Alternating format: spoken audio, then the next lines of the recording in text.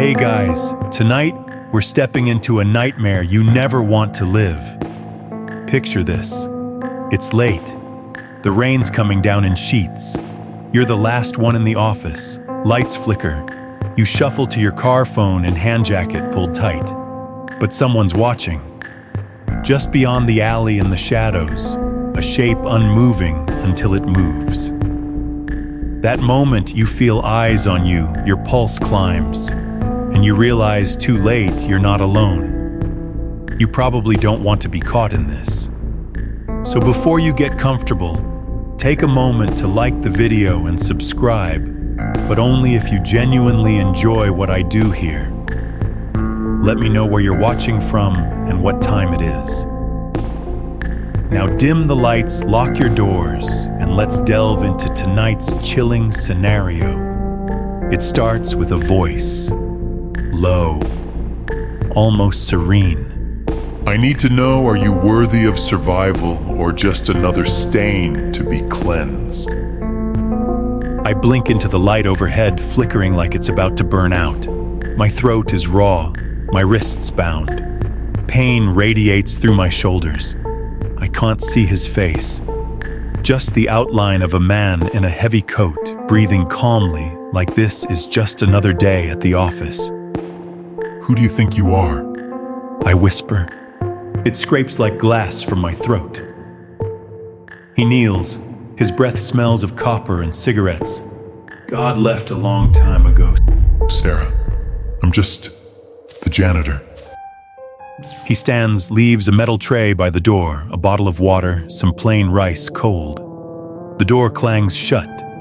The light flickers again, dimming the air into a pale gray. I am not the first person he's done this to. I know that now. He's too practiced, too calm. Meanwhile, not far from here, Marcus Hale is walking through mud. It's West Grove Park, and the smell of wet pine fills the air like decay in disguise. Victim's name was Julia Parsons. Officer Lindsay says, handing me a folder. 29, accountant, single, went missing last week. I nod, flipping through photos. Wrist wounds, dirt under her nails, ligature marks on the neck. But there's more this time. Defensive wounds. She fought. I mutter. A faint breeze catches the edge of the plastic tent we're standing under. Rain taps like fingernails on the canopy. Found her in a hollow tree trunk. I look at the map again. Third victim in 6 weeks. Each found in a circular pattern. Same age range, same profile, same absence of real clues. But this time I see it. A symbol. Carved in the skin of her forehead, a circle with a line through it. This wasn't improvised. He marked her. Lindsay steps closer. So it's a signature now. No, it's a message. Back at the station, I pore over the case files again, pinning photographs on the wall like some obsessive detective in every crime thriller. Except this isn't fiction. These women are dead, real, cold, staring back at me from lifeless eyes. Got something, Jun says, stepping in out of breath. Traffic cam picked up a blurry image behind Sarah Lauren's office the night she disappeared. Unlicensed truck turned into the alley. Parked there for 3 nights in a row. My heart kicks up a notch. Send me everything. Plate make angle, I want it enhanced. A whiteboard fills with dots, victim names, timestamps. I connect the pins with red string and slowly something forms. A pattern, a circle. He's not dumping bodies randomly. He's drawing something. And in the dead center of the map, an old warehouse. I circle it with a red marker, then stare at it like it might blink back. If she's alive, I say, she's there. No more waiting. I pick up the phone and start dialing tactical. This guy thinks he's invisible. He's about to find out he's not. Inside the warehouse, a light flickers over a camera. The screen blinks. Sarah stares at her own reflection. Behind her, someone moves. The janitor is watching. Rain thrashes sideways against the windshield as our convoy creeps through the outskirts of the industrial zone. The warehouse looms ahead, rusted steel bones clawing at the sky, windows shattered like broken teeth. Gravel crunches under tires, each sound amplified in the quiet tension radiating off every cop in that van. I check my weapon, then the file in my lap, every detail committed to memory. This is the only place not accounted for in the murder radius. It's at the exact center, like a black hole surrounded by dead stars. Thermal scan, I ask over the radio. Negative, the lead tech says. No heat signatures. Either he's not here, or he shielded himself. Copy that. We go slow. Controlled breach on my mark. The team fans out black vests and boots, dissolving into the shadows. The building groans in the wind, like it's alive, creaking in protest as we approach. My boots land on broken glass, sharp, deliberate steps. I reach the main door. Rust coats the handle like blood frozen in time. It's open barely. He's expecting us. Inside, the air is dense with mold and something sweet like rotting fruit left out too long. Flashlights sweep the space. Piles of junk, broken desks, old machinery, then ropes, blood-stained, wrapped around a splintered wooden chair. This is where he holds them, I say. Not where he kills them, Lindsay whispers. No, this is his audition room. We move deeper. On a desk sits a camera still recording, red light blinking. I press play. There she is, Sarah, pale, weak, but alive. She looks into the lens, eyes wild. Behind her on the wall is a faded logo, West Vale Chemical Co., the same company that shut down 10 years ago after a mysterious fire. Suddenly static, then black. He cut the feed. He's watching us. Move, I bark.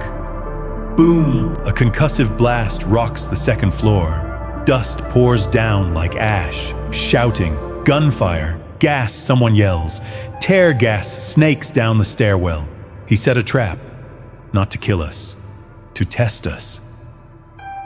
I grab a gas mask and force my way up the stairs. Another door, a keypad. I don't hesitate, I shoot the lock. Inside, empty cages, stained mattresses, chains, and scribbled notes on the walls, circles over and over a child's madness, written in looping chaos. And in the center of the room, a handprint. Blood, fresh. He was just here. I radio command. He escaped. Again. Back at HQ, I review the footage frame by frame. I enhance a reflection in the camera lens behind Sarah. A figure lean, hooded, unmoving. Then something clicks. I run the footage backward. The logo, the wall, the texture. It's not just the old company. It's a specific room. I check the old building blueprints from when the fire happened. One room was sealed off after the accident, never demolished. I overlay the video frame over the blueprint. It matches. I mark the spot. He's got more than one location. That night I can't sleep. I stare at the photos of the victims. Sarah, Julia, Helen. Their eyes haunt me. And one more thing, all of them wore the same perfume. I pick up an evidence photo of Sarah's desk. Her bottle sits neatly next to a framed photo. I zoom in, a tiny logo etched into the cap. Circle, cross. This wasn't a random pattern. This is a ritual. He's selecting them based on scent, based on routine, based on a personal obsession. He's not killing them for fun. He's testing them, trying to find someone worthy. My phone buzzes, a number I don't recognize. I answer. Silence. Then click. It's a photo of Sarah, tied up again. But behind her, a new background. Bricks, moss, a drain pipe. I zoom in. The pipe has a tag municipal code. I cross-reference it with maintenance records. One match. A drainage tunnel beneath the old train station. I grab my coat. My gun. This time I growl, "You don't disappear." The old train station is a graveyard of forgotten whispers. Vines crawl up its facade like veins on a corpse. Rusted signage hangs like a broken jawbone. The wind slices through the air, humming low and eerie like it remembers screams. I stand at the edge of the storm drain's entrance. The tunnel mouth is wide and slick with algae. A rusted ladder leads down into the black, no light, no bottom. "I'll go in alone," I say into the radio. Marcus Lindsay starts. I need to know what's down there before anyone else dies. I climb down. Each rung is greasy with decades of rot. My boots splash into ankle-deep water. The smell hits instantly, stale metal, old urine, and something sweet, like the perfume. Circle and cross. I click on my flashlight. The beam cuts through the dark like a scalpel. Rat bones scatter near the edges, their tiny skeletons twisted and broken. Then I see it. A crude symbol drawn in chalk on the wall. The same one. Over and over. He's been here. The tunnel stretches out before me, narrowing like the throat of some great beast. I press forward. Footsteps echo behind me, not mine. I stop. Spin around. Nothing. I push deeper. That's when I hear it breathing. Labored. Ragged. Then gasping. I swing the light forward and Sarah. She's collapsed against the wall, wrapped in a dirty blanket. Her wrists are raw. Her face pale and sunken, but she's alive. Eyes fluttering open. "It's okay," I whisper, kneeling beside her. "You're safe now." "No," she gasps, grabbing my wrist with trembling fingers. "He's watching. Always watching. We got him. He's gone." She shakes her head violently. "He lets us go when he wants. You don't find him. He finds you." Her eyes dart to the wall. A camera, tiny, embedded in the brick, still blinking red. He's been streaming everything. I yank it out and crush it underfoot, then lift Sarah into my arms and carry her back through the tunnel. Each step echoes with tension, like something stalking behind us. Back at the station, she sits wrapped in thermal blankets. I watch through the two-way glass as a medic tends to her. Her hands never stop shaking. Lindsay stands beside me. Do we tell her? Not yet. About the other body? Not until she's stable. That morning, a janitor found the corpse of a man in a car, parked just 3 blocks from Sarah's last known location. His face unrecognizable. But the wallet in the glove compartment identified him as Ethan Boyle, the man we originally suspected to be the killer. Inside his jacket was a note. "I'm not who you think I am, but I've seen the janitor. And if you're reading this, I'm already gone." Ethan was a copycat, a pawn. Someone used to obscure the real killer's trail. I sit down with Sarah. She sips from a paper cup, hands still trembling. "You weren't his first," I tell her.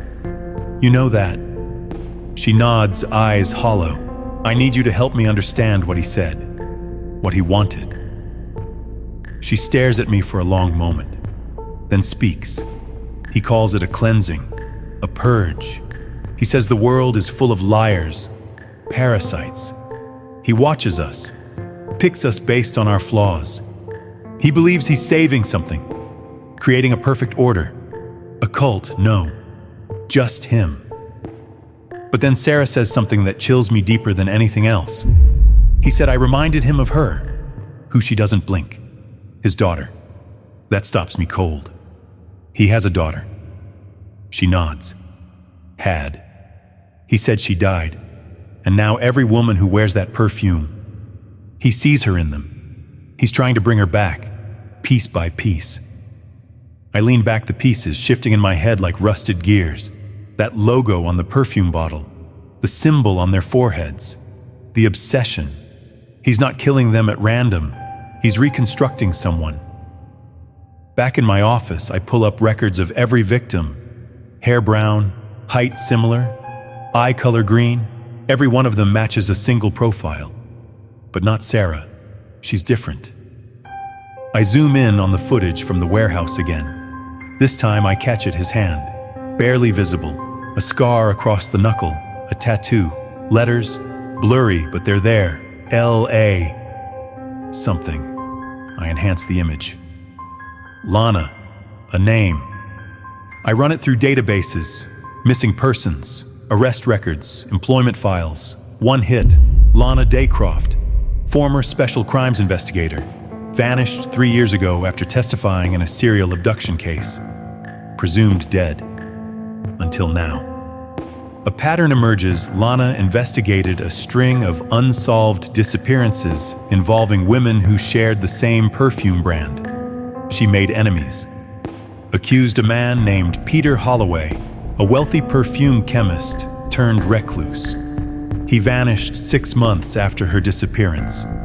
And he had a daughter, Lila Holloway, died at age 14. Cause of death unknown, sealed by court order. It's him. The janitor isn't just a killer. He's a grieving father gone mad. Now he's using Sarah to complete his vision of a resurrected daughter. My phone buzzes, a voicemail from an unknown number. I press play, static. Then a voice calm and dry. You're getting close, Marcus. That's good.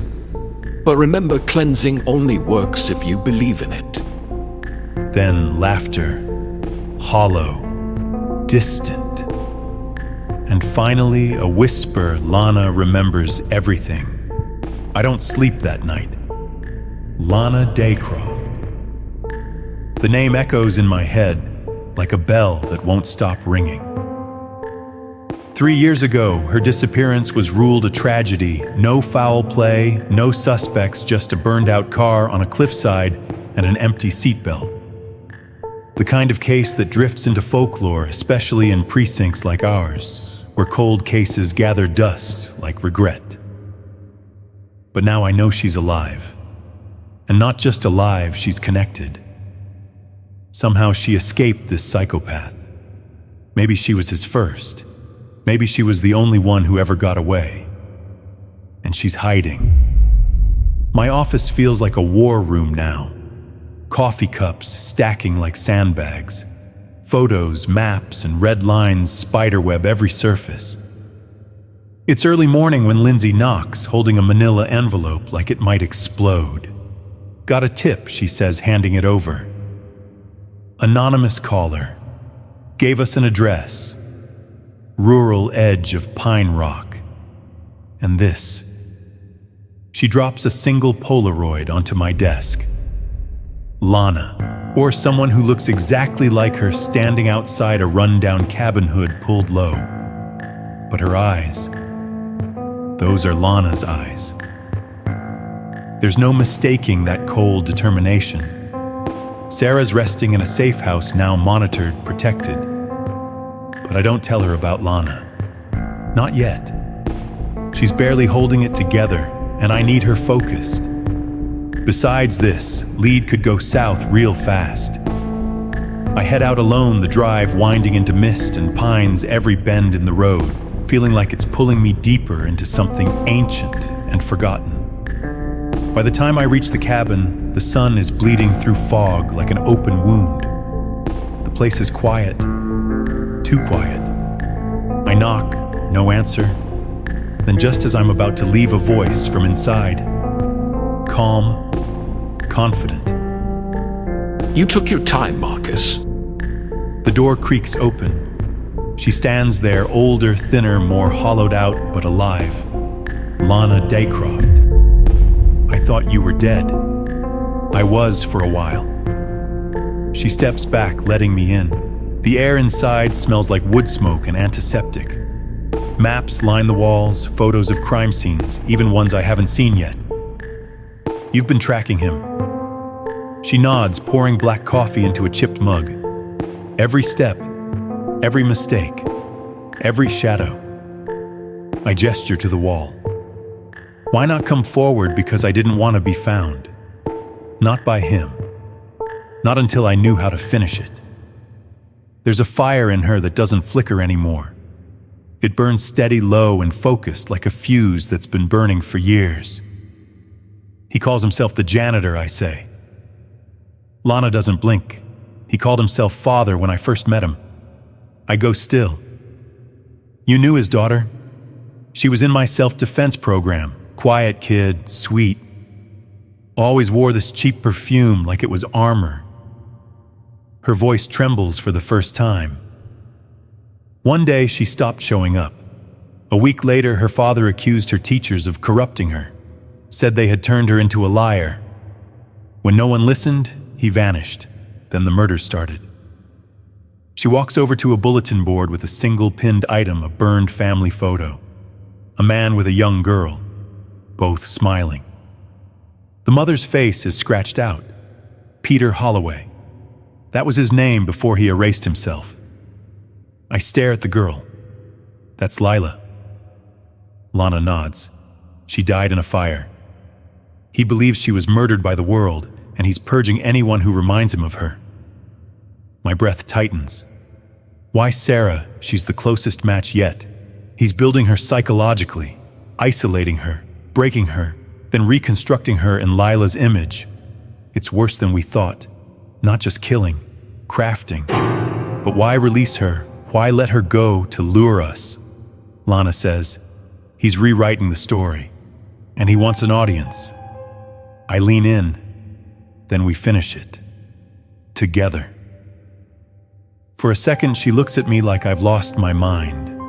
Then she smiles. Damn right we do. We spend the next hour comparing notes. Lana's intel fills in gaps the department missed, surveillance blind spots, abduction sites mapped out not just by geography, but by ritual. He's recreating moments from his daughter's life. Each site matches a place she loved. Each victim's final pose mirrors family photos Lana recovered from Peter's burnt-out home. It's not just revenge, it's resurrection. That night, I bring Lana to meet Sarah. At first, Sarah recoils, trauma painted all over her body language. But when Lana explains who she is, what she's survived, something changes. I thought I was the only one, Sarah whispers. You're not. Lana replies. And you're not broken. You're proof. The three of us become a unit. Sarah recalls specific details, fragments of things the killer said or did. A humming noise in the walls. A crack in the ceiling shaped like a lightning bolt. A scent in the air, lemon oil and rot. We narrow it down to a specific location. A shuttered sanitarium outside Edgewood. Abandoned for decades. Formerly used as a psychiatric hold for juveniles. Lila Holloway was briefly admitted there at age 10. Of course.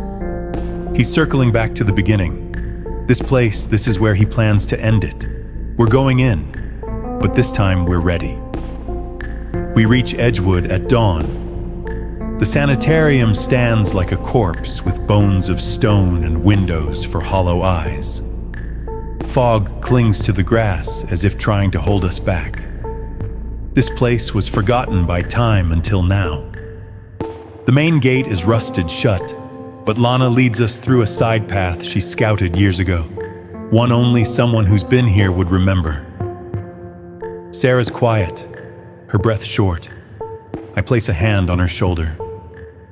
We don't do this unless you're ready. She nods once, jaw clenched. I'm ready. I need to see where he started. The inside smells like mold and memory. The floors sag. Every footstep groans like it resents the living. We step carefully through the dark, our flashlights cutting thin tunnels through the dust. Peeling paint on the walls reveals numbers and symbols drawn in black ink. Circles, crosses. That same damn mark he carves into skin. Sarah whispers, "This is it. This smell lemon and something else." She walks slowly into a corridor. Her fingers trail the wall, stopping where a faint scratch mars the plaster. A lightning bolt shape. The crack.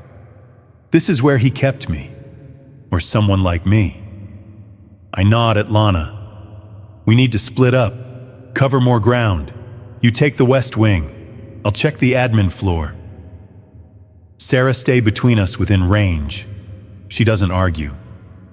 As I round the stairwell to the administrative offices, I find it a locked drawer forced open, rust flaking from the metal. Inside a folder, patient files.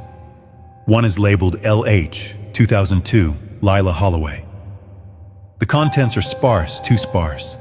But there's a note stapled to the back. Patient exhibits dissociation, frequent episodes of catatonia, subject to father's supervision. Refer to family file numbers 03.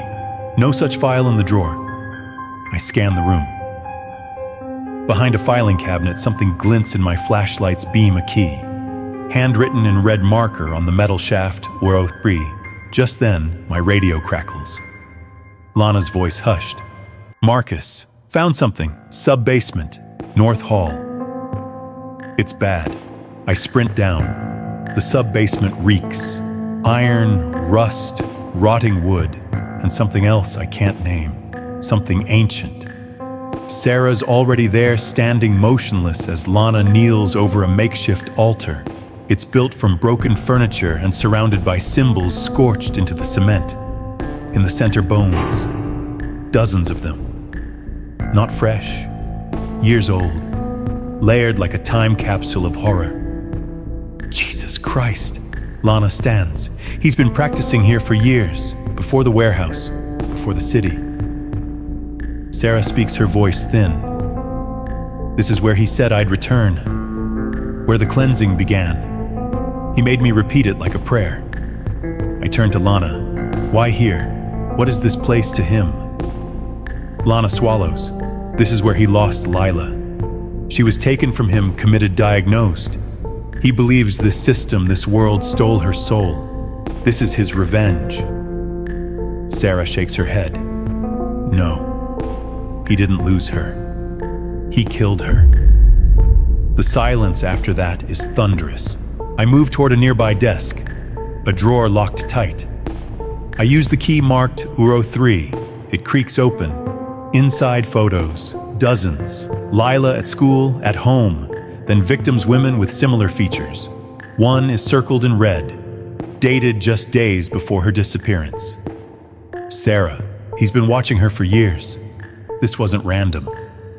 On the back of one photo, a note in handwriting we've seen carved into flesh, Lila reborn. My stomach turns. Lana whispers he never wanted a victim. He wanted a replacement. Suddenly, a metallic clatter behind us. We turn, the shadows move. A figure in the dark, leather mask, heavy coat, eyes like voids. The janitor. He steps forward slowly, methodically, not rushing, no need. Lana draws her weapon, hands where I can see them. He raises them, but he's laughing, not out loud, just a deep, chest-shaking hiss of amusement. Then he speaks, voice like rust grinding on bone. I knew you'd come, all three of you, the reborn, the witness, and the hunter. Sarah steps back. Her knees almost give. He doesn't stop. This place is sacred. Every wall remembers. Every shadow breathes. You're not here to stop me. You're here to finish what was started. Lana cocks the pistol. Don't move. He lifts his hand and drops a remote. I lunge. Too late. An explosion rocks the north wing.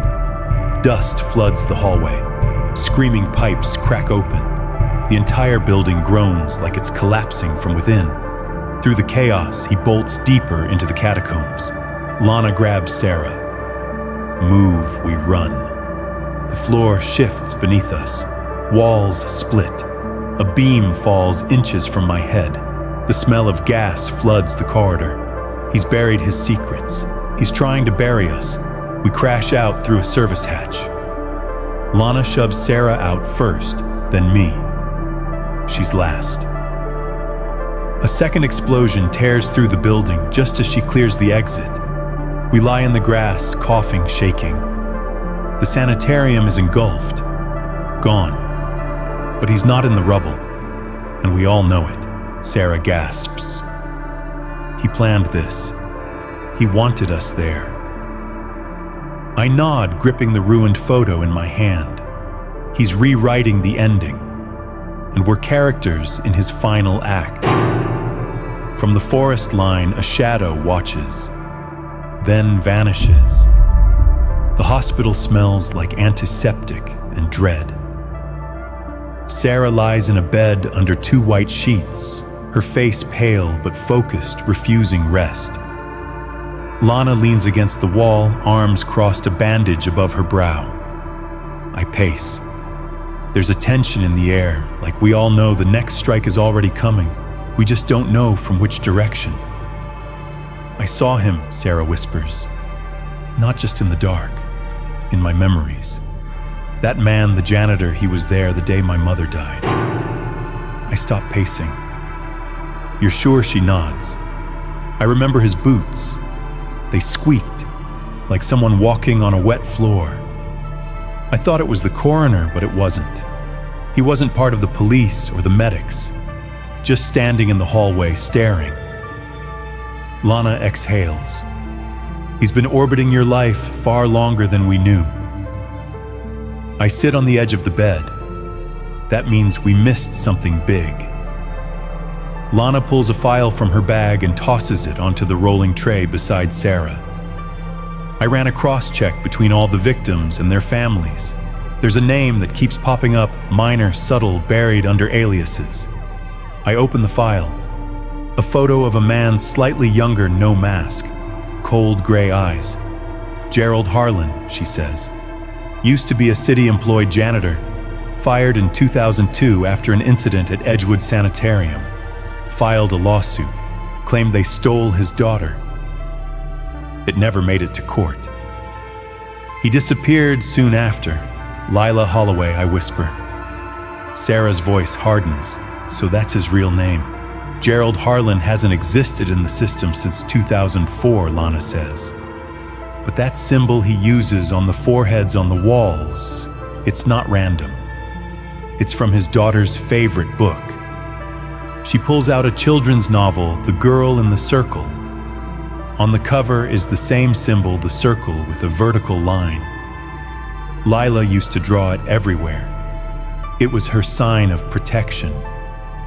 Gerald twisted it into something else.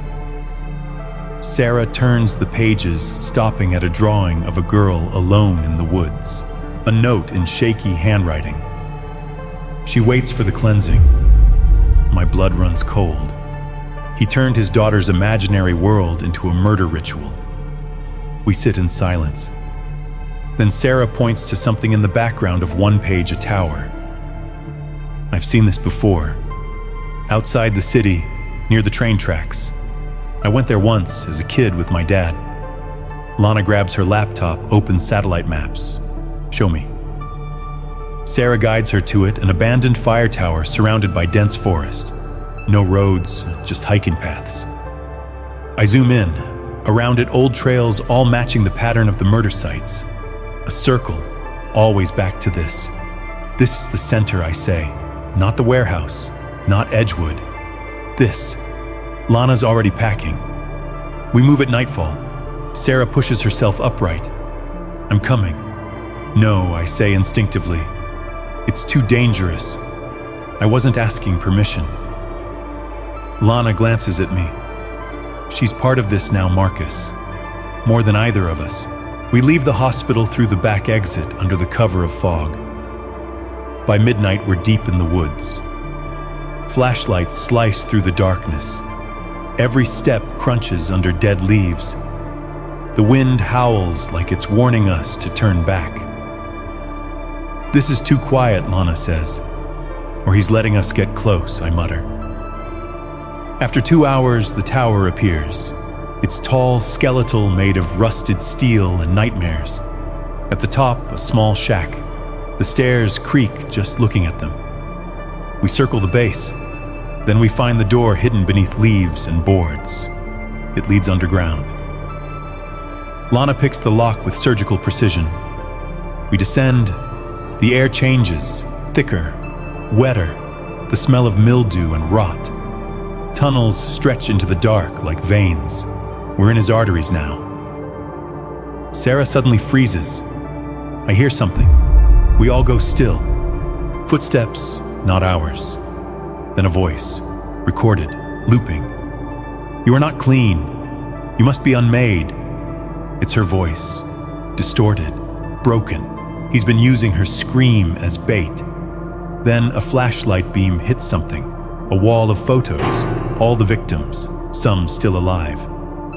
Sarah's face repeated dozens of times, and one new photo. Lana. We whirl around, but the tunnel's empty. He knows we're here. Sarah steps forward, fury simmering just beneath her skin. She tears the photo down. I'm ending this. I pull out my phone. Signal dead. We're cut off, I whisper. Lana finds a narrow hallway leading deeper in. Let's move. If he's watching, make him watch us win. We push forward, and then the humming starts. A low frequency, barely audible, but it vibrates in your bones. Lana mutters, "That's not electrical, it's ritualistic." We reach another room, a chamber. In the center, a chair bolted to the floor. Chains, a camera pointing directly at it. This is where he performs. Behind the chair, another symbol, this time drawn in something fresher. Blood. Sarah steps in, stares. This is where he planned to finish me. She turns to us, shaking. I remember now. He said, the ending happens where the first lie was told. Lana frowns. What lie? Sarah's voice drops.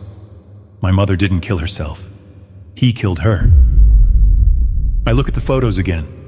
One shows a woman at a train station. Same eyes as Sarah.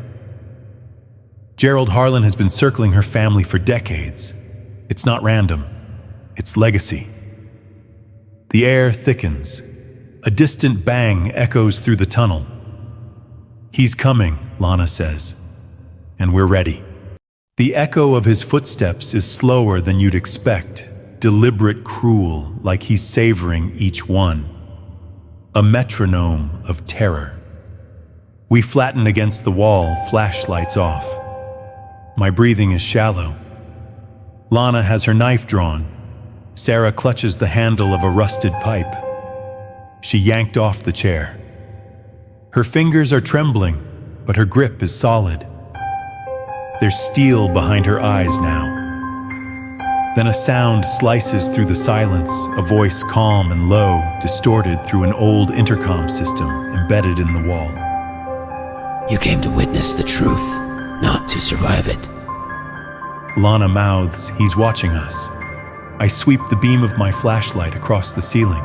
A tiny red light blinks in the corner camera. Destroy it, I whisper. Sarah hurls the pipe. The camera shatters with a pop. The intercom cuts out. Then everything goes still again, until the alarm sounds. A deafening wail bursts from hidden speakers echoing through the tunnels.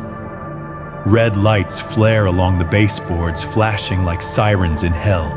We're not leaving empty-handed, Lana yells over the noise.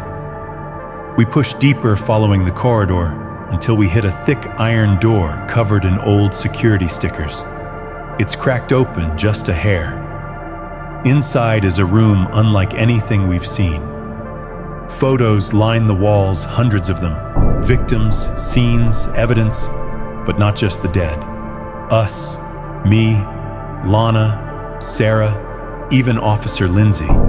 He's been watching all of us.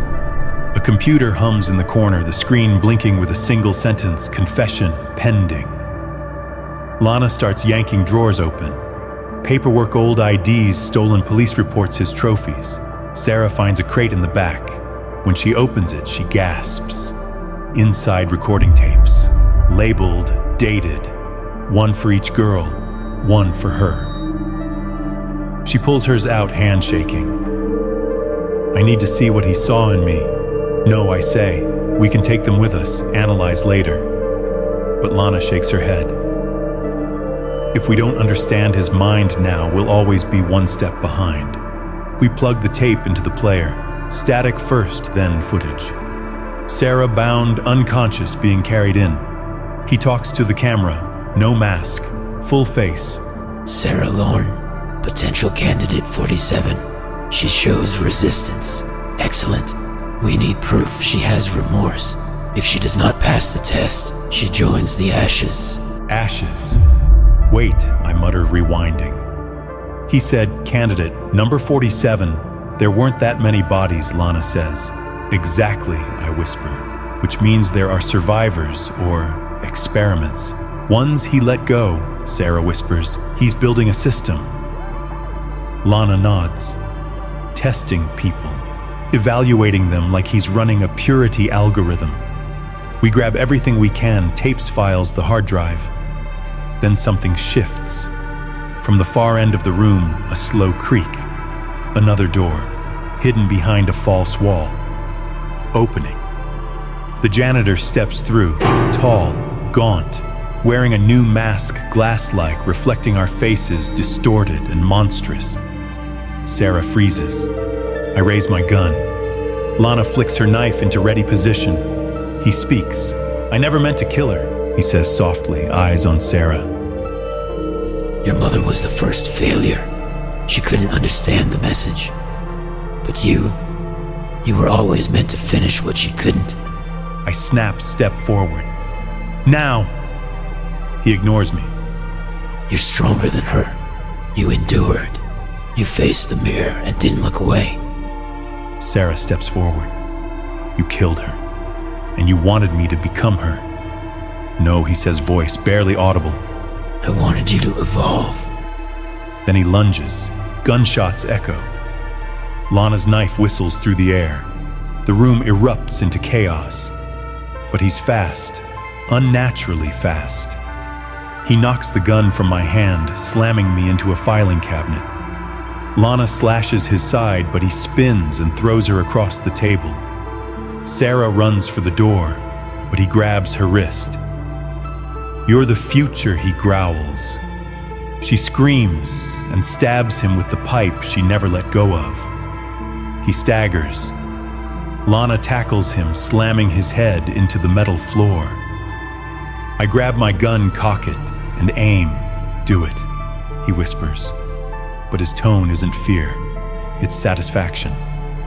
Go ahead, Marcus. He grins. Kill me. He'll be erasing everything you need to know. Sarah shouts, he's right. Don't. We need him alive. We cuff him. He laughs as the cuffs lock around his wrists. You have no idea what's coming. You think this is about me? He grins, wide teeth, bloodied. I'm just one arm of the cleansing. There are others. I was chosen. We freeze. Lana says, what others? But he closes his eyes, humming a soft, broken lullaby. He won't speak again. We drag him out. The alarm is still blaring, but the power flickers, then dies. Back in the open air, the stars shine bright, distant, and different. We load him into the car. Sarah stands beside me, silent. You okay, I ask? No, she says, but I'm alive. And somewhere in the files we just recovered, we'll find out what he meant by others. Because I'm done playing his game. Now we build our own. The interrogation room smells of coffee and sweat. Fluorescent lights buzz overhead. The janitor, his real name now confirmed as Emery Vance, sits handcuffed to the table, silent, staring at nothing. His wrists are raw. His face bears healing cuts from Sarah's pipe strike. But he doesn't flinch. Not once. I've dealt with murderers before, but he's different. There's a calmness in him, like he's already made peace with everything, like he wants us to dig knowing we'll never reach the bottom. I slam a folder on the table. These are the names of the women you abducted. He doesn't blink. These are the ones who died because of you. Still nothing. Sarah watches from behind the one-way glass. Lana stands beside her, arms crossed, expression stone cold. She wants in, but the brass won't allow it. She's not on payroll anymore, but that doesn't stop her from pacing like a caged tiger. I open another folder, this time his file. Emery Vance, former warehouse manager, fired 6 years ago. Wife left him. 1 child deceased. Death certificate reads accidental drowning. That catches something. His jaw flexes. I read about your daughter, I say. Fell into a lake. You weren't watching. His fingers twitch. I also read about your wife. She remarried, moved states, changed her name, still silent, but the vein in his temple pulses. You think killing women who remind you of her makes it even? He finally turns his head. You think this is about her? I lean in. Isn't it? No. He smiles now. She was just the beginning. A trigger, not the point. Then tell me, what is the point? He leans forward, mouth close to the mic. You're not ready. That's when the screen behind me flickers static, then images. He somehow triggered it from his seat. It's not from our system. Footage plays Sarah in captivity, but this isn't one of the tapes we found. This is new, more recent. It shows Sarah's rescue from an angle we never recorded. I spin around. How did you get this? He shrugs. We all have eyes. That's when it hits me. He's not working alone. I rush into the hallway, pull Lana and Sarah into protective custody, now. But I'm too late. An officer runs up breathless. They're gone. What? Gone. Security saw them leave 10 minutes ago. Sarah got a call, she answered it, turned pale, then left. Lana went after her. I yell into the radio, trace Sarah's phone, pull street cams. I want eyes on them, back in the room. Emery's laughing softly. Told you. This is bigger than me. I lunge at him. Who are you working with? He just smiles. You've already met her. My stomach turns. I flash back Sarah's testimony. The second woman in the room before the escape. The one who unlocked the gate. The one who disappeared before Lana arrived. You're not talking about Lana, I say. There was another woman. Emery just hums. You didn't build this alone. He nods. No, I was recruited. For what? To purify. By who? He closes his eyes and says nothing more. Back in the surveillance room, we enhanced the footage of Sarah's exit. The call she received, untraceable number. Her expression changed completely. Panic, recognition, fear. Then, from a second angle, we spot someone in the background. A woman in a hoodie watching from a distance. Her outline, familiar. Lana, no. The stance is wrong. I zoom in, pause on her face. It's not Lana, but she looks just like her. I sit down, chilled. Is it possible Lana has a twin? Jun pulls up records. Nothing. Lindsay walks in. Sir, Sarah's phone just pinged. Edge of Cedar Hills, near the old motel. Mobilize a unit, I order, and send backup. As I grab my coat, I feel it. This isn't just about a killer.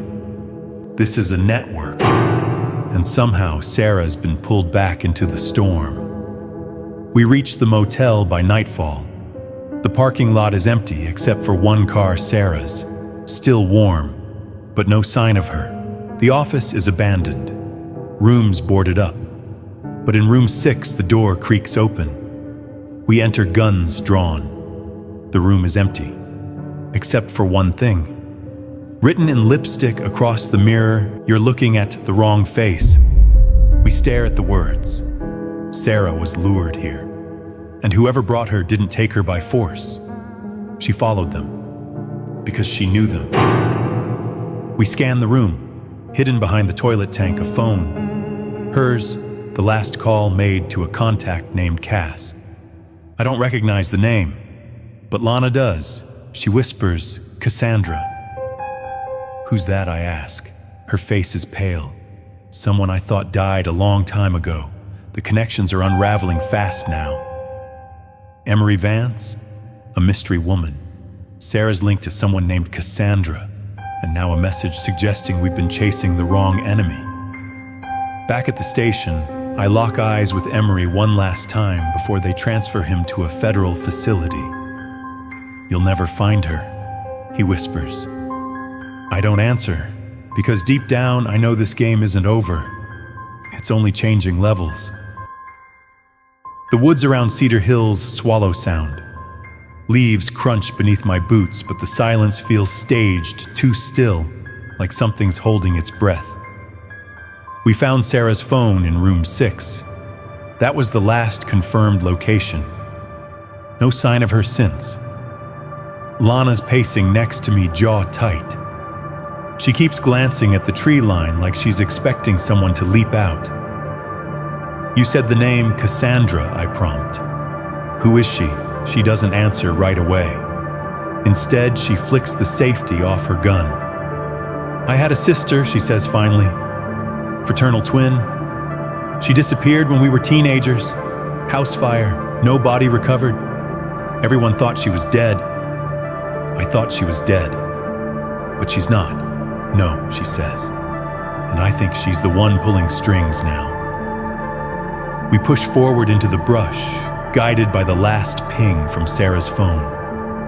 A few hundred yards from the motel, we find it a trail. Faint, like it hadn't been used in years. But someone swept the ground to erase footprints. They didn't do it well enough. We follow the path. I keep my hand on my weapon. The forest opens up into a clearing. At the center, a cabin. Old, overgrown, but structurally intact. A faint plume of smoke rises from the chimney. Lana freezes. That's our childhood cabin. I look at her. Dad's hunting lodge. We used to spend summers here. Cassandra knew this place better than anyone. We circle around. No visible traps, no lights inside. I check my radio, dead. Typical. I gesture to Lana, back door. She nods and we breach. The air inside smells like old wood and something else chemical.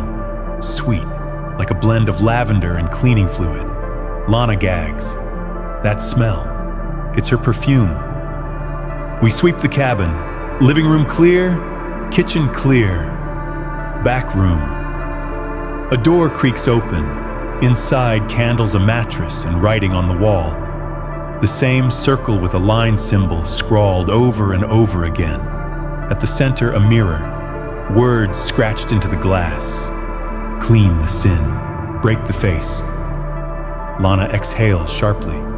That's what Cassandra used to say, after Mom hit her. My pulse jumps. We find a box under the mattress photographs. All of them are surveillance shots. Women, candid, at work, at home, in bed, sleeping. Lana flips through them. These are all his victims. But they weren't taken by Emery. Each is labeled in careful handwriting, the victim's name and a timestamp. And on the last page, Sarah. The most recent image shows her in the motel parking lot, standing face to face with a woman. We scan the woman's face, her posture, the tilt of her head. It's Lana, or someone who looks exactly like her. Lana clenches her jaw. Cassandra's alive. My phone buzzes. No signal bars, but a single message comes through. Unknown number. One image, Sarah unconscious in the back of a van, and the caption, "You're late." Lana grips my arm. She's baiting us. "Then let's take the hook," I growl. We rush back to the car. GPS shows a ping temporary cell tower intercept near an abandoned coal plant 15 miles east. Lana revs the engine like she's possessed. I hold on tight. As we approach the plant, I see it the van, parked at the edge of the lot, lights off, no one inside. The plant's a decaying monster. Rusted scaffolding, broken windows, a twisted maze of metal and shadow. We gear up and go in. Every step echoes. Every gust of wind sounds like whispers in the dark. Inside, we find signs of recent activity footprints in dust-fresh drag marks. Then a sound, faint, muffled, a voice. We follow it. Down a narrow hallway, a door stands ajar. We burst in. Sarah lies on the floor, wrists zip-tied duct tape over her mouth, eyes wide in terror. I move to her, but Lana stops me. Trap. Too late. The lights snap on. From the ceiling, motion sensors click. Then sprinklers erupt, not with water, but with white powder. Some kind of aerosol. I shove a mask over Sarah's face, yank her out. Lana pulls me back as another sensor clicks. A timer begins counting down. 30 seconds. I sling Sarah over my shoulder. We sprint, choking lungs burning. Behind us, a blast. Not fire, just shock and noise. Enough to disorient. We crash through the side door into the open. Sarah coughs violently, then sucks in fresh air. "You're okay," I tell her. "No," she gasps. "She's coming." I look at Lana. She already knows. Cassandra didn't plan to kill Sarah. She wanted us all in one place. Because the real game is just starting. Sarah's hands won't stop trembling. Her voice keeps catching in her throat, like she's forgotten how to use it. Lana wraps her in a blanket and checks her pupils, pulse breathing. Her EMT instincts kick in like muscle memory. But I can't take my eyes off that warehouse in the rearview mirror. Even from this distance, it feels like it's still watching us, judging us, mocking us. We walked into her theater, I mutter. She had the whole thing choreographed. Right down to the sprinklers. "Yeah," Lana says darkly. "And she made sure we left alive. Because she wants a finale." I glance at Sarah. Her lips part. "There's more," she says, voice raspier than before. "She talked to me every night." Lana and I exchange a look. Sarah nods slowly. She said she was correcting him, that the janitor wasn't cleansing properly. She said I'd understand the truth when I saw her face. "What truth?" I ask. Sarah hesitates, that he was never the killer. I freeze. "Wait, you're saying she was the architect?" Sarah whispers. "He only carried out what she designed. But when he started going off script, she took over. That flips everything." Lana leans forward, eyes hard. She's not just a survivor who snapped. This has been a long game. She's building something. We check into a safe house, a retired ranger station deep in the hills. Sparse furniture, no cell signal. Just a working generator and some old floorboards that creak like haunted whispers. We lay out everything. Crime scene maps, photos, files, Cassandra's notes, the surveillance photos. That's when I notice it, a symbol hidden in the timestamps. The times aren't random, they correspond to ancient planetary alignments. That circle with a line. It's not a cleanser symbol. It's Saturn's alchemical sigil, the planet of endings, of death, of judgment. Lana studies the map. She's creating a death wheel. A ritual, I ask, heart in my throat. "No," she replies, "a system. Each kill placed to complete a design. A loop." Sarah stares at the circle. "The night I was taken, I saw something in the back of her van, a file, with your name on it, Marcus." I stiffen. "Mine. She knew you'd come for me," Sarah says. "She planned it." Suddenly, I hear a faint chime. An old landline rings in the corner, wired to nothing modern. It shouldn't even be active. I answer it. There's only static. Then, a voice. Hello, Marcus. Chills rip down my spine. You've been running a long time. But not from me. From what you did. What do you want? I snap. Truth. The kind no badge can scrub clean. Click. Dial tone. Lana watches me carefully. You okay? I lie. Yeah. But I'm not. Because there was something in her voice. Something that yanked me backward years ago. A case I buried. A woman who vanished. My informant. My mistake. Her name was Cassandra. We never found the body. I told myself she was dead. I told myself she wasn't my fault. But now I know she's very much alive. And she's coming for closure. Lana digs through the files again. There's one location we haven't checked. She flips the map. Dead center of the entire Sigil Greyfall Asylum. Closed for years. Now owned by a shell company, Phoenix Outreach Group. The same company listed on the warehouse lease. And one more thing, its last known staff psychologist was Dr. Evelyn March. Lana goes pale. That was our mother's alias. We pack up in silence. There's no more guessing. Everything's pointing to Greyfall. The real question now isn't whether we'll find Cassandra. It's whether she'll let us leave. As we approach the building, its shape emerges from the mist like a crypt, tall and jagged, swallowing the moonlight. Ivy creeps along the shattered bricks. Its windows are glassless like hollow eyes in a decaying skull. Sarah clenches her fists. I can feel her. Inside, the halls are colder than outside. Wind howls through the broken panes. Floorboards groan beneath our weight. We split into pairs. Lana and Sarah go right. I go left. Every corner feels like it's watching. I find a stairwell descending into the dark. My flashlight flickers. Static fills my earpiece. Then footsteps, not mine, above me. I whirl around. And there she is, Cassandra, hair dark as oil, eyes sharp enough to cut through lies. She stands at the top of the stairs, smiling. You made it. What do you want, I ask. To finish what we started, she says. Let's be honest, Marcus. You didn't come here to save anyone. You came to confess. I pull my gun. She doesn't flinch. She steps closer.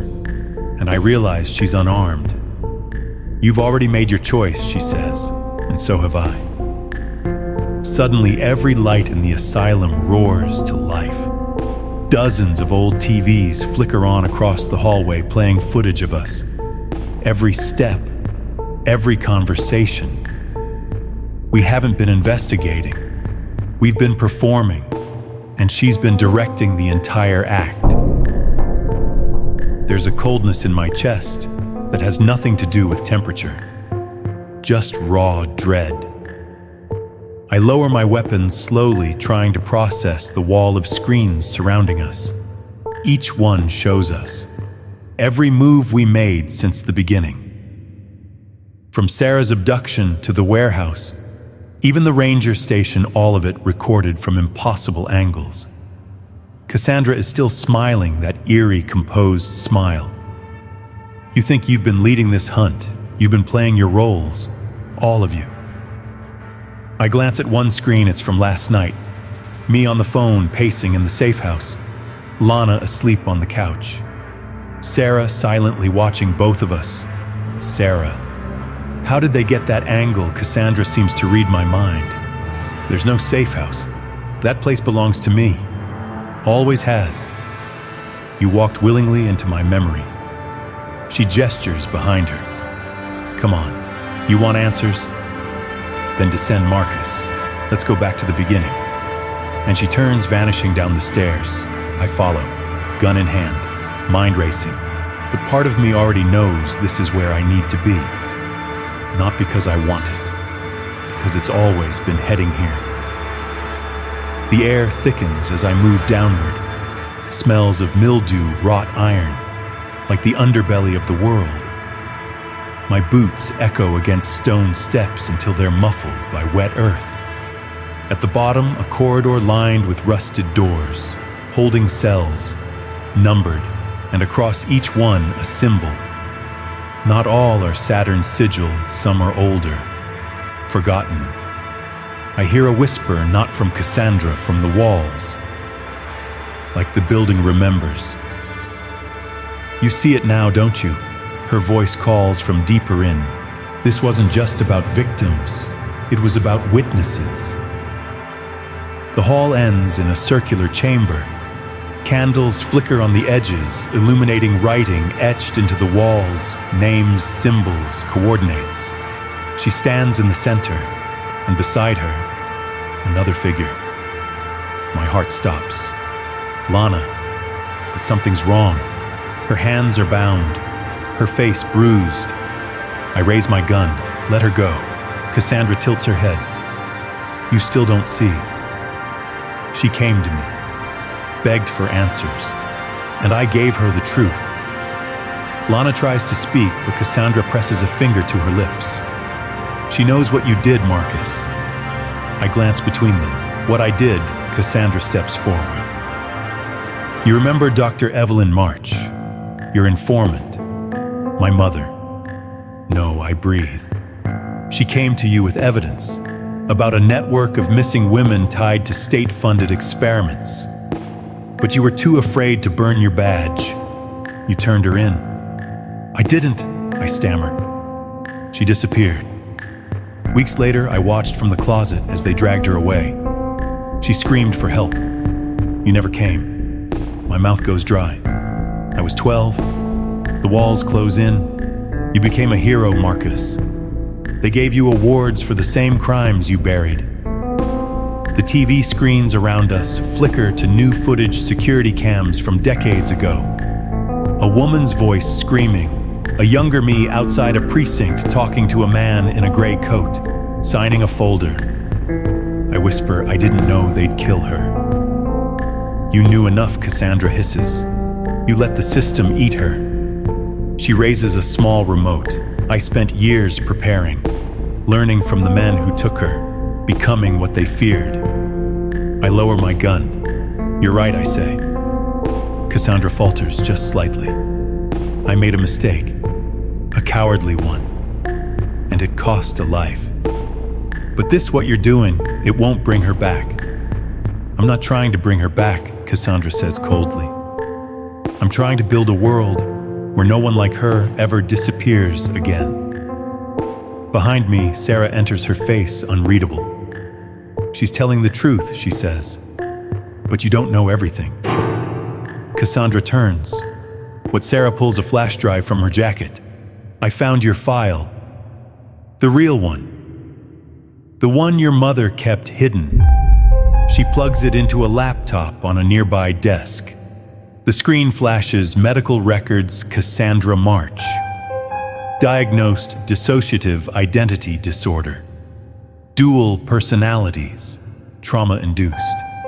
She didn't leave you. She was trying to protect you from yourself. Cassandra stares at the screen like it's a ghost. Her breath shortens. No, you created the janitor, Cass. Sarah says gently. He's part of you. The killings, the messages, it was you. All along, no, Cassandra whispers again. Lana speaks, voice cracked but steady. You survived. That's enough. You don't have to keep becoming him. Silence floods the room. Cassandra trembles, drops the remote. For a second, we all breathe. Then a metallic clank. The walls begin to shift. Mechanized gears groaning to life. It's a fail-safe, Lana mutters. She built this place to collapse if anyone got too close. I rush forward, untying her. Sarah grabs the flash drive. We run. The stairs behind us quake, cracking as dust floods the air. Stone crashes behind our heels. We burst through the main hall as windows explode inward from pressure. The asylum groans one last time and then it falls. We collapse on the muddy hill outside, coughing, covered in soot and ash. No sign of Cassandra. Just dust, wind, and the faint smell of candles extinguished too soon. The wreckage smolders behind us as dawn breaks pale yellow-gray light bleeding through a bruised sky. Smoke rises like ghosts from the asylum's ruins. No sirens, no reinforcements, just silence. A kind of silence that doesn't comfort. It just confirms something has ended, but not necessarily something evil. We sit on the hill, breathing hard. I keep expecting someone, Cassandra, the janitor, anyone, to lunge out from the rubble. But nothing stirs. Sarah is quiet beside me, staring blankly at the flash drive in her hand. "You sure it's all in there?" I ask. She doesn't answer right away, just turns the flash drive over slowly again and again. I think so. Her files, medical records, the names of other women, people in power. She documented everything. Lana wipes blood from her lip, her voice gritty. Cassandra never wanted justice. She wanted vengeance wrapped in a sermon. Her mind built a savior and a butcher in the same skin. She didn't just become the monster, I mutter. She manufactured him. But the real monster, Lana adds, was the system that let her get there. And I know she's right. Cassandra was a product, a wound that festered too long. But this case was never just about her. Something deeper pulled all the strings. We just pulled back the curtain a bit too far. The drive isn't safe in our hands, not without backup. So we disappear. 3 weeks pass. We scatter like ghosts. Lana vanishes to a mountain clinic in Colorado. She needs the time, needs the silence. Says she's done hunting, but I don't believe her. Sarah stays with a friend in Seattle. She keeps the drive, but never plugs it in. Not yet. She says she needs space, and I respect that. For the first time since her abduction, she's choosing how the story moves. As for me, I return to an empty house. No badge, no agency. Just walls, coffee, and the dull sound of my own breath echoing too loud. Until tonight. Because the envelope arrives with no stamp. Just a red wax seal. I open it slowly. Inside is a single page. A typed message. "Marcus, you saw the shadow, but the body still breathes. The janitor was only the blade. Look at the hand that forged it, underneath GPS coordinates." A familiar chill moves through me. I turn on the TV news coverage from a week ago. A judge found dead in a hotel room. Suicide. But no note. The judge's name, Carolyn Vestra, one of the signatories on Cassandra's psychiatric file. Coincidence or cleanup, I don't sleep that night. Just stare at the coordinates. By morning, I've packed a duffel, gun, flashlight. My badge long expired, but somehow still necessary. The GPS leads me to a place in New Mexico. Desert plains and nothingness. Until I find it, an abandoned airfield half swallowed by sand. I park the car, scan the area. Quiet, too quiet. Inside the main hangar, a single table with a laptop on it. The screen glows as I approach, already playing something. A video, not Cassandra, not the janitor, but a boardroom. 6 people seated at a long table, faces half shadowed. One of them, the man from the old footage, the one I handed Evelyn March's file to. The man I once called Boss. The audio is garbled, but phrases stick. We control the information cycle. Create a profile of cleanable types. Test obedience through fear-based events. It's not a manifesto. It's a blueprint. Cassandra was never rogue. She was the first successful prototype. Sarah was meant to be the second. I stagger back. Cold sweat clinging to my skin. There's a click behind me. Someone's there. I turn fast, gun drawn, but it's just a camera on a stand, now blinking red. Live feed. I walk up, stare into the lens. "You watching?" I say. I'm done running, then I smash it. The laptop too. drive away. Miles and miles until the sun sets and the world turns quiet again. That night, I call Sarah. Still have the flash drive, I ask. A pause. Yes, we can't leak it yet, not without getting buried. She exhales. So what do? I clench the wheel tighter. We build our own network of what survivors, ghosts, people who know something's wrong but were too afraid to speak. She goes silent again, but then she says, okay. The call ends. I stare into the night. A storm brews over the horizon, and somewhere someone's watching again. But this time, so are we. 3 months later, the world has gone quiet, but it's the kind of quiet you don't trust. I move from town to town, changing phones every 2 weeks, always checking my rear view. Sarah and I still speak in short, encrypted bursts. Lana, she's off-grid completely.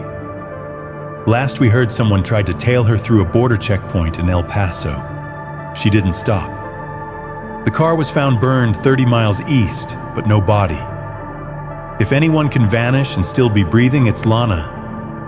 The drive we recovered sits locked inside a bank deposit box in Ontario under a fake name. The data is too heavy to release, not without bulletproof infrastructure, and we're not there yet. But we're getting closer. Meanwhile, we test the waters, publish tiny fragments, anonymously cases, long-forgotten patterns no one's bothered to cross-reference.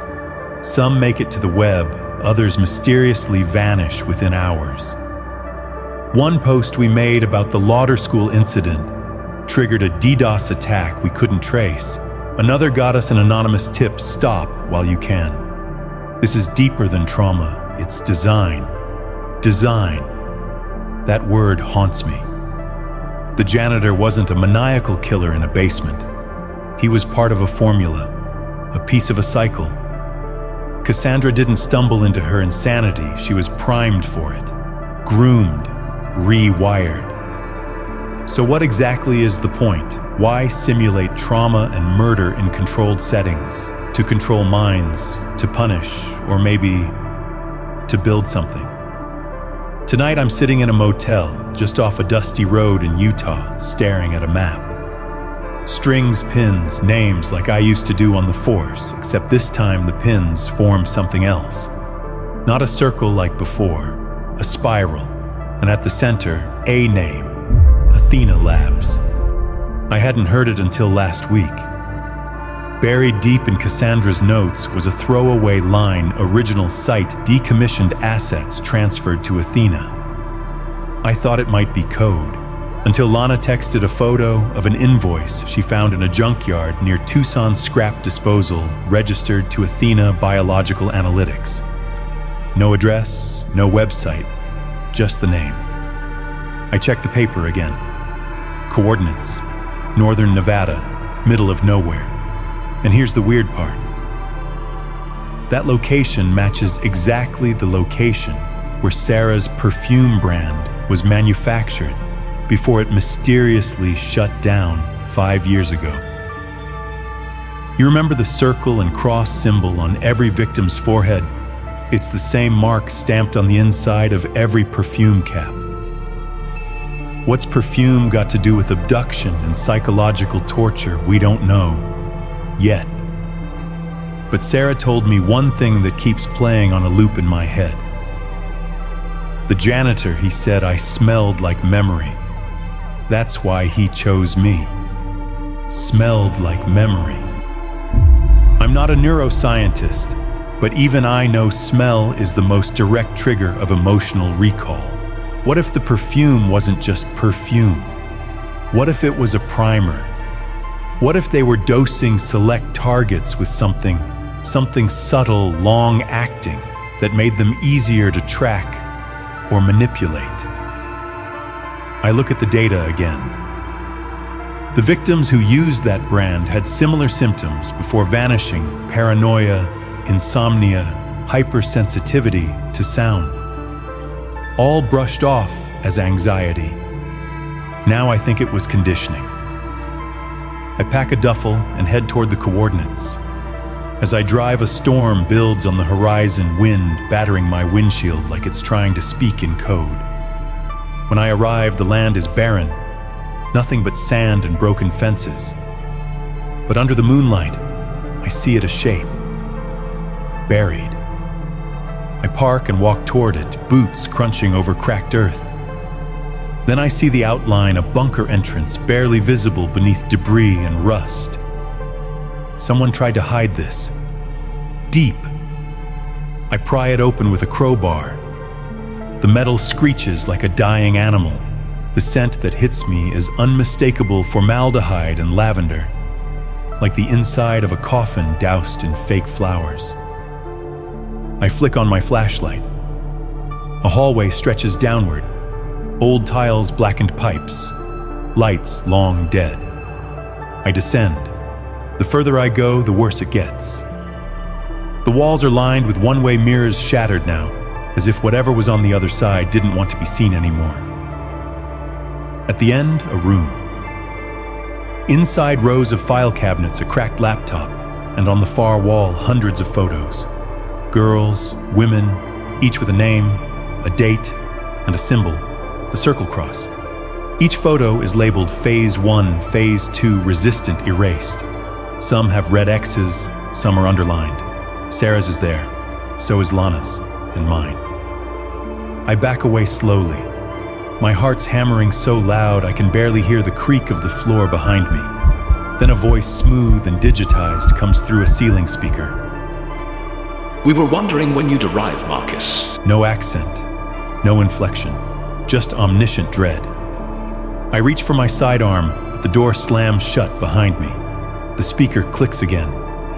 We never stopped watching. Then silence. Just me and 100 eyes frozen in glossy photographs. I look up. A red light blinks above the exit door. Recording. And I swear I hear the faintest whisper through the static. Cleanse complete. I bolt for the exit, the red blinking light taunting me like a dying heartbeat. But the door is sealed. I slam into it shoulder first, useless. Reinforced steel, no handle from the inside. The speaker clicks again, softer this time. Almost gentle. You were a good observer, Marcus. But even observers reach their limit. I back away slowly, pulling my phone, tapping out a quick command to my secure network. If the signal holds long enough, Lana or Sarah will know where I am. But then static. My screen fizzles. Dead. They've jammed it. I move to the file cabinets, yanking drawers open. Files labeled with project names, Alethea Neuroprime Chrysalis. Inside are records, psych profiles, exposure timelines. One folder has detailed notes on Sarah exposure levels, daily journal entries, biometric feedback. The notes stop abruptly right before she was abducted. There's one marked Candidates, Phase Omega. My name's on it. I open it and freeze. Photos of me. Surveillance shots outside my apartment, at gas stations during my nephew's birthday. Notes on my habits, patterns, psychological evaluations, including ones I never took. Tests I didn't know existed. I wasn't hunting them. They let me think I was. The hum of a generator kicks on behind the wall, and suddenly click. A monitor flares to life. On screen, a hallway, live footage. Sarah, breathing heavy, limping, a flashlight in her hand. She's here. Then another feed appears. Lana, holding a crowbar, sweat running down her face. She's in a tunnel lined with cracked mirrors. I don't know how she found this place, but somehow she did. Hope flickers. But then another figure appears behind her, someone tall, lean, wearing a familiar mask. The janitor, still alive. But that's not possible. We saw him fall, bled out. He was dead, unless he wasn't the only one. Lana's head jerks up. She feels it. She turns and the screen cuts to static. No, I shout, slamming my fists into the console. A hidden door whirs open beside me, a passage lit by low yellow fluorescence. There's no going back now. I run. Each footstep echoes in the stale air. This corridor is different, cleaner, sterile like a hospital without patients. But that smell is still here. That same perfume. It's everywhere now, thick like smog.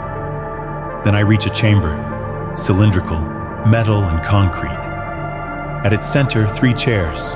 2 are empty. 1 is occupied. Sarah. She's bruised but conscious. Her eyes meet mine, wild and red-rimmed. Marcus. It's a trap. I move to her. Where's Lana? She's fighting someone. He's not the same one from before. He looks almost the same, but younger. Or wrong. Like he was made that way. You're safe now, I say, starting to undo her restraints. But her hands clamp mine. No, listen. This place, it's not just where they hold people. It's where they make them. The word hangs there heavy as lead. Make them? Another speaker clicks on. You shouldn't be here, Marcus, but you were always the curious type. A hiss of air. Gas floods the vents. No! Sarah screams. They're activating the protocol. We have to shut it down. I grab her, dragging her toward the control panel by the wall. Keypad. Biometrics. No manual override. My badge useless. Then Sarah does something unexpected. She takes the broken locket from around her neck and places it over the scanner. It beeps. Green light. The panel unlocks. How I told you. I was part of something bigger. The system boots down. Doors unlock. Emergency lights flare red. But now the whole place is alive with movement. Boots, voices, rushing water through pipes. Then we see them. People in lab coats running. But not from us. From something else. From Lana. She bursts through the far door, blood on her cheek, holding what looks like a detonator. Go. I've set charges. No, you'll be caught in the blast. She doesn't let me finish. I was caught 3 years ago. This is me getting out. Then she pushes us through the exit tunnel. Sarah turns back one last time. Her lips tremble. Don't let it be for nothing. We run. Behind us, a sound I'll never forget, like the earth cracking open. Flames, stones splitting, lights bursting. The bunker implodes, swallowing decades of darkness in one roaring breath. We don't stop until we reach the woods. My lungs burn, my legs shake. But we don't stop. Not until dawn breaks. Later, after we're safe, after the dust has settled, Sarah leans against the hood of a rescue vehicle and says softly, It's not over. I know she's right, because some stains don't wash out, some memories don't fade, and some killers are never really alone. The sun creeps over the ridge like a timid apology. Its warmth cuts through the lingering chill, but inside me there's no comfort, just static. Sarah stands beside me, blanket draped over her shoulders, eyes glazed like she's watching a movie she can't pause or rewind.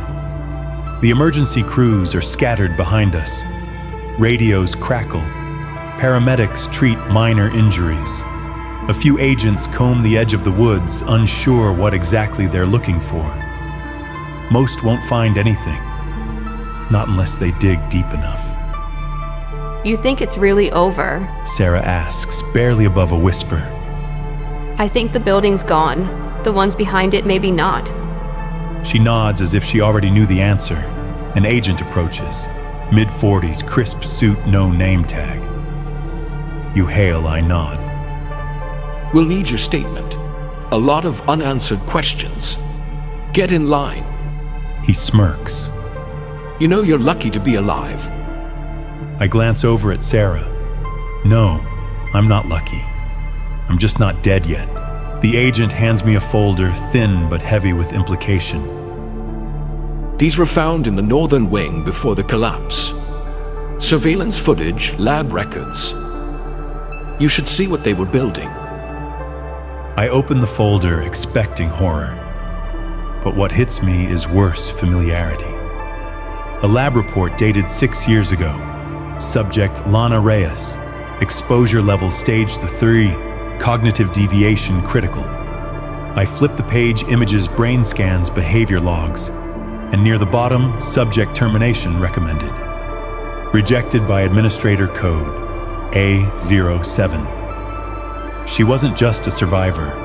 She was a glitch in their system. She was part of the program, I whisper. Sarah leans over my shoulder, scanning the notes. Her fingers trace over the initials at the bottom of each page. Same person signed off on all these reports, She says. I tilt the folder to catch the light. A name, Dr. Elise Crane. And below it, her old ID badge scorched on the edges. Photo still visible. Sarah gasps. That's my therapist. I look at her. You're sure? She used to meet with me every week after I got out. She said it was part of a state-sponsored trauma program. I stare at the image again.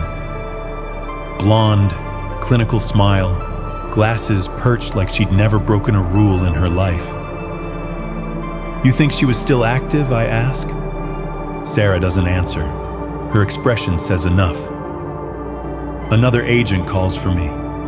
I close the folder, tuck it under my arm, and turn to Sarah. You have a choice, I say. You can walk away now. Disappear. No one would blame you. She studies me. And what if I stay, then we keep digging. Together.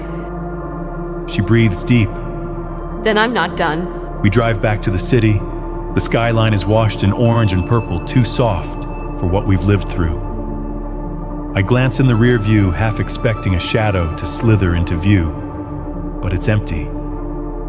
At the station, we upload the files to a secure drive. Lana's name is in more documents paired with others. Victims, test subjects, some marked cleansed, others integrated.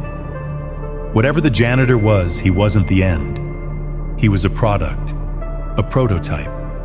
And now that we've burned their lab, whoever's behind this will regroup, rewrite. Sarah sits beside me, scanning the list of survivors. One name catches her eye. Marcus. She says, voice shaking. What is it? She turns the screen. A woman named Mara Talbot. She was my mother's best friend.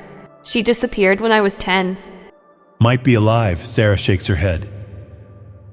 I don't know. But I'm not leaving this unfinished.